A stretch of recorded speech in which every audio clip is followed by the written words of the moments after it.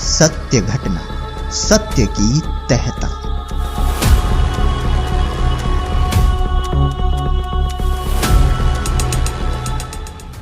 राम प्रकाश दिल्ली रोहिणी।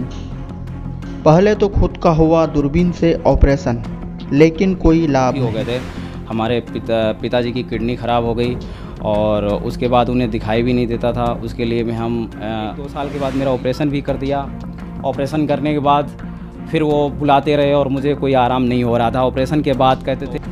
इसी दौरान माँ हो गई बीमार। डॉक्टर्स ने कहा ये कभी भी ठीक नहीं हो सकती। कहते थे, आप बोला कि आप सेवा इनकी करनी पड़ेगी और भगवान के भरोसे है, हो भी सकती हैं, ठीक नहीं हो सकती, क्योंकि इनका जो ऑपरेशन है 50 साल से एज जिनकी ज़्यादा हुई।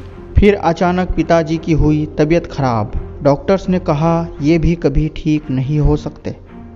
ज़्यादा इनकी जो प्रॉब्लम है ये कुछ दिन के ही मेहमान हैं। एक दवाइयाँ लिख दी थी कि इनको खिलाओ और उससे क्या होगा कि ये कुछ समय तक चलेंगे जो भी है। पत्नी को हुआ बच्चादानी में कैंसर। इन्हें भी डॉक्टर ठीक नहीं कर पाए। जो मेरी पत्नी थी रीमा जी, उनसे हमारी शादी हो गई थी, 2012 में हुई थी। तो उनको कभी भी प्रेगनेंसी नहीं कहने मतलब नॉर्मल रहती थी। तो जब डॉक्टरों को यहाँ पे एक बार रोहिणी में एक मैम थी, उन्होंने लेडी हार्डिंग के लिए भेजा। तो लेडी हार्डिंग में जब उनकी रिपोर्टें सारी देखी गई और उनका MRI वगैरह हुआ तो उनको यूट्रस में कैंसर की प्रॉब्लम भी थी और हार्ट के नीचे जो 2 नसें होती हैं तो उन नसों के आपस में गुच्छे बन गए थे और यूट्रस को निकालने की भी बोल रहे थे, क्योंकि वो जो बोला था बच्चे भी नहीं हो सकते हैं अगर यूट्रस निकल जाने के बाद, ऐसा कुछ नहीं होता है। तो अब कहीं जाकर राम प्रकाश जी पहुँचे हैं संत रामपाल जी महाराज की शरण में। तो क्या संत रामपाल जी महाराज की शरण में जाने के बाद राम प्रकाश के जीवन में कोई बदलाव आया? आइए जानते हैं पूरी कहानी खुद राम प्रकाश जी से। सर नमस्कार सर। सर क्या नाम है आपका? सर मेरा नाम राम प्रकाश है। राम प्रकाश जी, आप कहाँ से हैं? हम यहीं दिल्ली रोहिणी से हैं। राम प्रकाश जी, संत रामपाल जी महाराज से कब जुड़े आप? जगत गुरु तत्वदर्शी संत रामपाल जी महाराज भगवान से हम जुड़े हैं 26 फरवरी 2016 को। सर, संत रामपाल जी महाराज से नाम दीक्षा लेने से पहले क्या आप कोई भक्ति साधना भी करते थे? पिछली जो भक्ति साधनाएं हम करते थे, जैसे माता दुर्गा जी के व्रत रखना और 9 दिन के व्रत रखते थे, वो करते करते हमें कोई विशेष लाभ नहीं हो रहा था। दिल्ली में हमने रामलीला मैदान में एक बार कुमार स्वामी जो थे वो सत्संग कर रहे थे, तो हमने उनका सुना, तो वहाँ से भी हमने नाम बीज मंत्र लिए थे और उन जापों का भी बहुत भक्ति किया। वहाँ पे हम बहुत भक्ति करते थे, लेकिन हमें वहाँ से भी कोई ख़ास लाभ नहीं मिला। काफ़ी वहाँ पे हमें सुबह का कुर्ता अलग, शाम का कुर्ता अलग, बहुत ऐसी भक्ति साधना बताई जाती थी कि हम अगर पूरा करते थे तो पूरे दिन वही करते रहते थे और बहुत ज़्यादा धुनियों में पैसा बर्बाद होता था। 2-2 हज़ार की धुनी देते थे और कहने मतलब काफ़ी समय तक 4-5 साल मेरे वहाँ पर गए, लेकिन हमें कोई वहाँ से लाभ नहीं मिला। और वो भक्ति करते करते भी हमारे इतने हम दुखी हो गए थे। हमारे पिताजी की किडनी ख़राब हो गई और उसके बाद उन्हें दिखाई भी नहीं देता था। उसके लिए में हम दिल्ली लेके आए उनको और उसी दरमियान एक बार हमारा रोड एक्सीडेंट हो गया था दिल्ली में, पश्चिम बिहार में। मैं डोमिनोज पिज़्ज़ा में काम करता था। पैर जो था घूम गया और मैं पटक खा के गिर गया, क्योंकि मेरे लेगामेंट टूट गए थे। फिर मैंने महावीर हॉस्पिटल में दिखाया तो वहाँ पे उन्होंने बोला MRI होगा, इसके बाद हो सकता है तुम्हारा ऑपरेशन करना पड़ेगा। फिर उस दरमियान हमने एक्सरा कराने के बाद फिर हम बहुत दुखी हो गए। हमने कहा अब क्या होगा।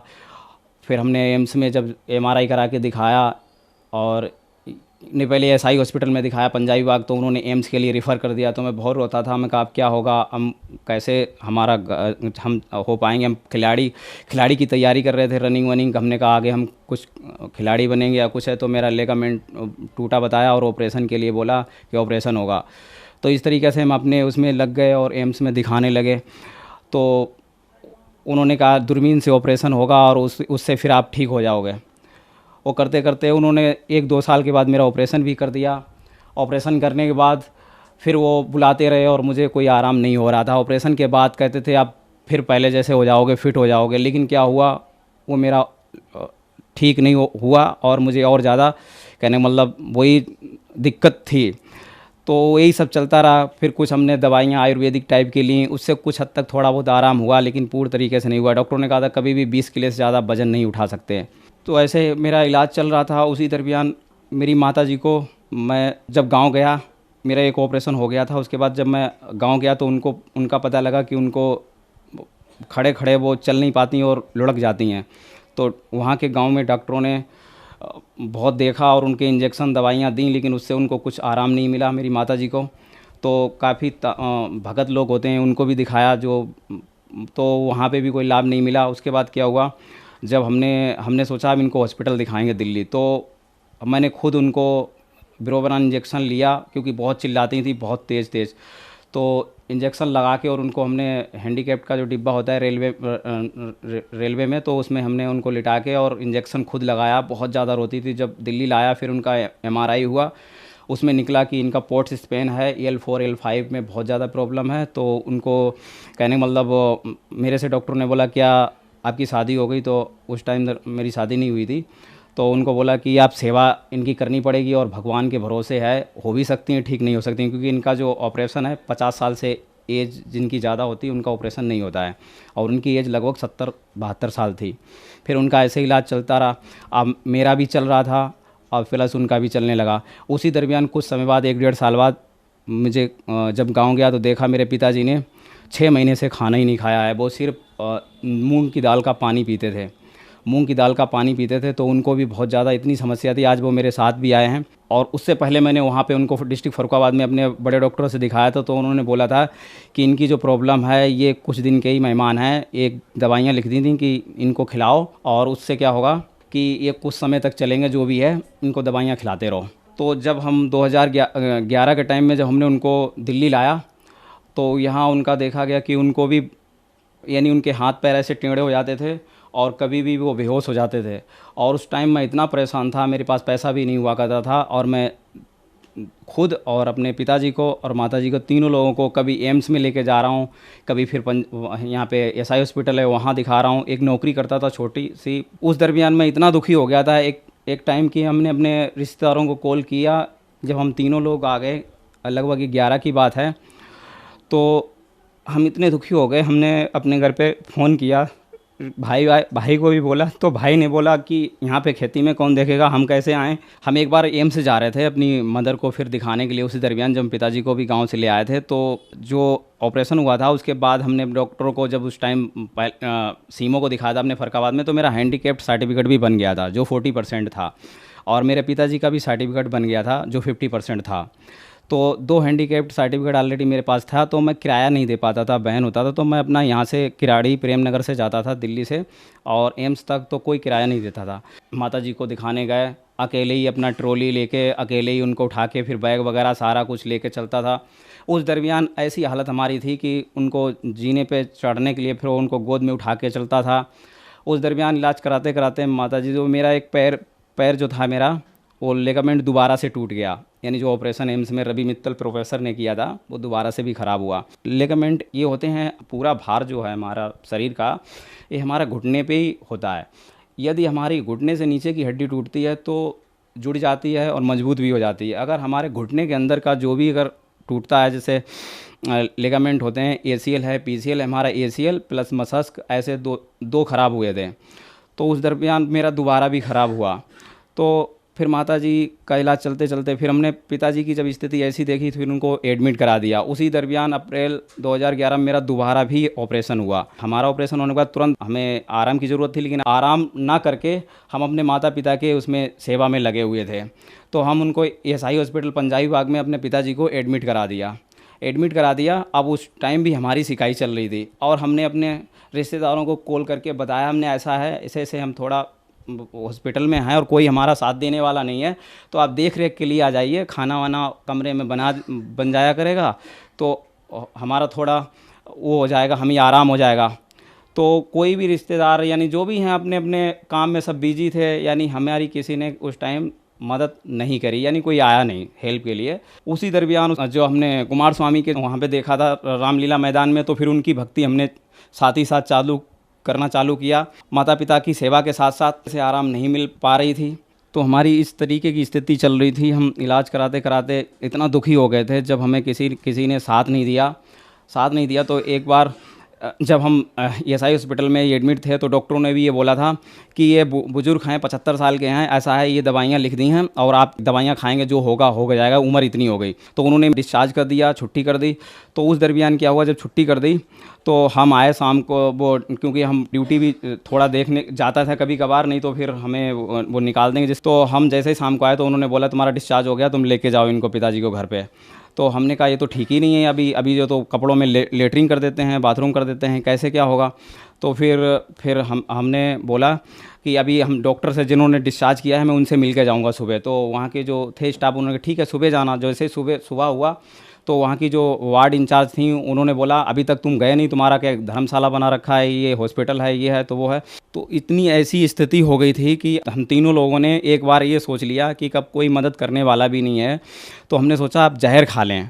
सर आपके बताए अनुसार आप पे दुखों का पहाड़ टूटा हुआ था, तो फिर संत रामपाल जी महाराज की शरण में आप कैसे आए? सर जी, जब हमारे पे इतनी समस्याएं, इतना दुख का पहाड़ टूट रखा था, बहुत ज़्यादा हम परेशान हो गए थे, यहाँ तक कि मैं आत्महत्या करने की पूरी वो सबको हमने सोचा था हम इनको गांव नहीं लेके जाएंगे। गांव वाले जब हम इलाज के लिए लाए थे किसी टाइम अपने माता पिता को, तो लगे थे ये गांव नहीं आ पाएंगे, इतनी ज़्यादा इनकी बुरी हालत है, ये दिल्ली में ही मर जाएं। हमने मर जाएंगे तो मर जाएंगे, वो तो मिट्टी रह जाती है, अगर तो उनका गांव में क्या होगा जब ठीक ही नहीं होंगे। तो ये हमारी सोच थी। तो हम तीनों ने हमने सोचा था पहले हम इन दोनों को खिला के माता पिता को जहर और ख़ुद भी खा लूँगा, ये स्थिति तक आ गई थी। संत रामपाल जी महाराज के जो शिष्य थे उन्होंने जब हमें ज्ञान गंगा पुस्तक दी, हमने उसको थोड़ा बहुत देखा।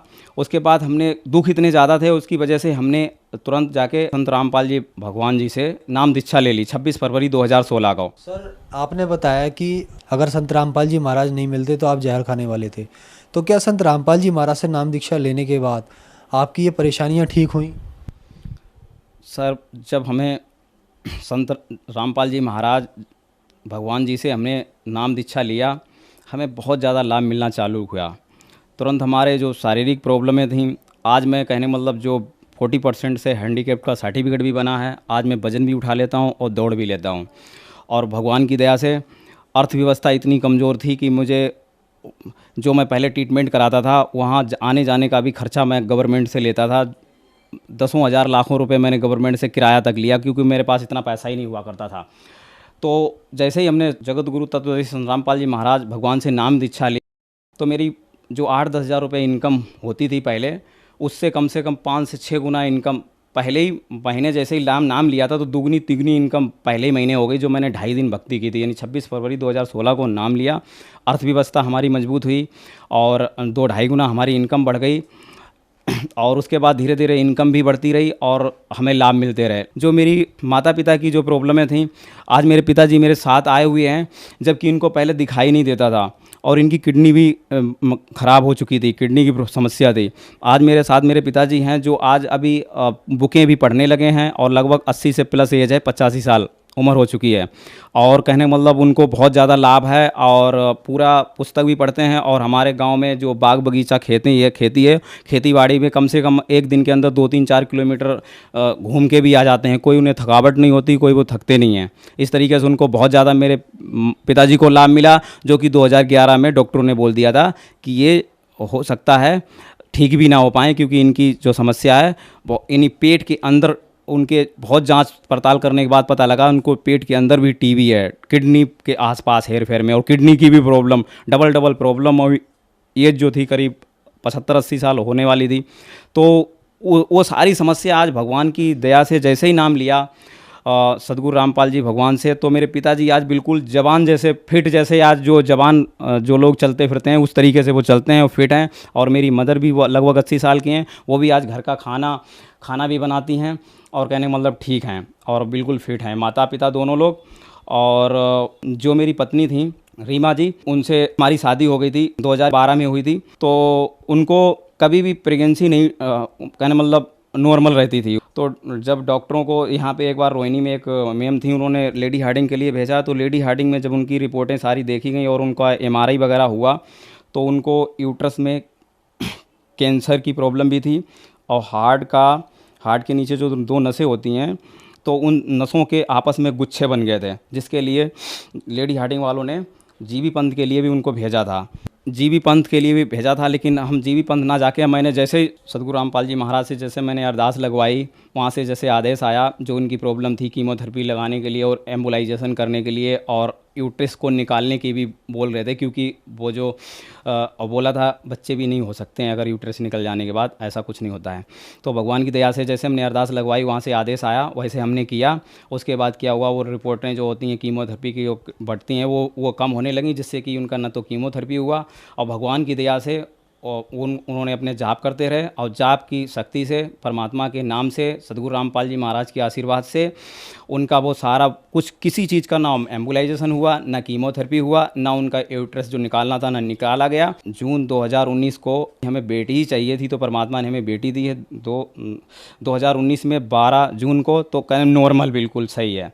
तो इस तरीके से हमें बहुत चमत्कार हुए। जो इंसान मृत्यु जिसकी लिखी हो और वो उसको स्वस्थ भी किया परमात्मा ने, सदगुरु रामपाल जी महाराज ने, और जो नहीं होना था, यानी साइंस भी कहने मतलब फेल है, जो बच्चा नहीं वो कर सकती, जो परमात्मा ने वो भी यानी हमें एक पिता का भी दर्जा दिया।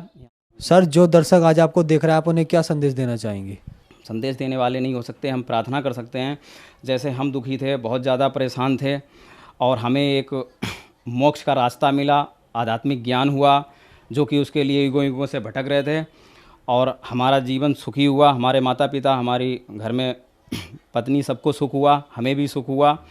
तो हम सबसे यही कहना चाहेंगे कि सब लोग जगत गुरु तत्वदर्शी संत रामपाल जी महाराज द्वारा बताई हुई विधि से भक्ति करने से सर्व लाभ मिलेंगे। जैसे हमें मिले वैसे सबको मिलेंगे, जिससे सबका कल्याण होगा जगत गुरु तत्वदर्शी संत रामपाल जी महाराज से दीक्षा लेने से। तो अब नाम दीक्षा लीजिए। हमारी जैसे ज़िंदगी नरक के समान थी, हम बहुत दुखी थे, जैसे हम सुखी हुए हैं ऐसे ही आप लोग भी सुखी हो सकते हैं। धन्यवाद सर। ठीक, धन्यवाद। सत्य घटना, सत्य की तह तक।